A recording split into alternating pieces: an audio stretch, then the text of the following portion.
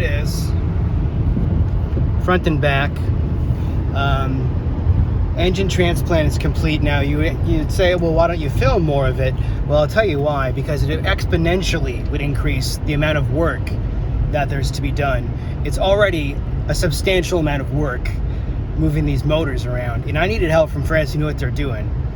And if I would have stopped every time I had a chance to stop and record it, I would have been hosed. It would have doubled the time, and then to edit the video on top of that, it would have doubled the time of the project. So it's almost like such a amount of work if you're doing it, let's say 80% solo and then 20% with some of the hard parts with my friends, that, oh man, you cannot just stop and do a YouTube video segment every time you get a chance to. There's no small job. It's just all of the jobs you've ever done, all just tied together, all of the things. And the engine's running pretty well, if I don't curse myself. I can tell there's more power than before because it's functioning appropriately, and we replaced the turbo. And so I'm definitely, the other motor would be at 2,500 RPMs at least. And that's probably just a sign of it losing compression on the cylinders. I don't know. It was on its way out. I didn't realize it till it was pretty far gone. So anyway, this is what I got in front of me, and it's been running well. I have a couple of rattling sounds I want to address. I'm guessing it's maybe a mount someplace, but I definitely don't have any huge loose ends. Besides, I mean, you shouldn't write out or write off motor mounts.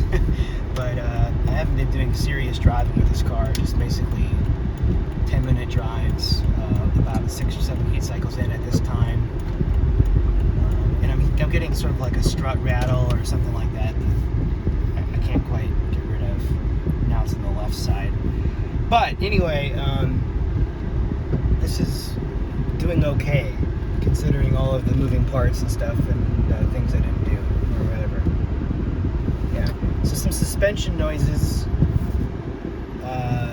I'll keep an eye on and monitor, but the car itself has been more or less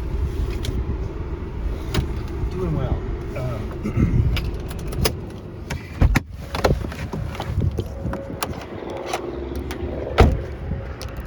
Put the alarm module in from the other car, so if that actually works.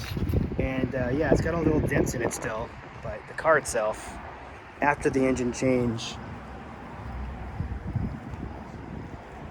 it's good as new. Good as it's ever been. No check engine lights, no active leaks. The rear main seal, I bought the cheap one off of Amazon. It held out.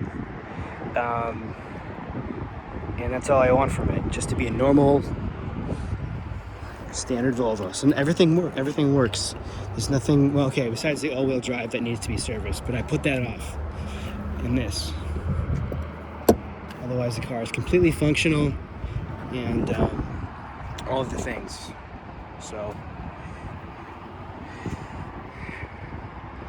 special thanks to those who helped. And that's it. That's all I got. Now it's stable and hopefully okay for the wintertime.